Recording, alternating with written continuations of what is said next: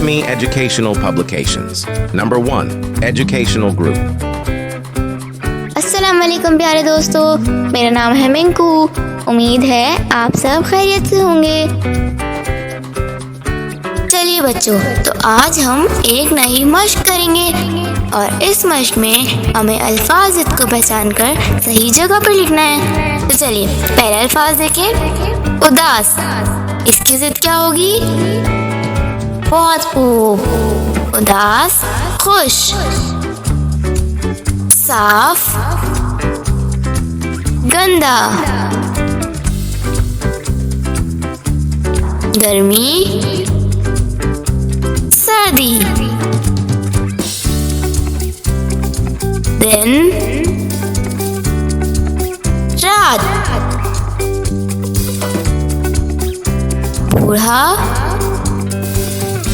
जवान। बहुत खूब।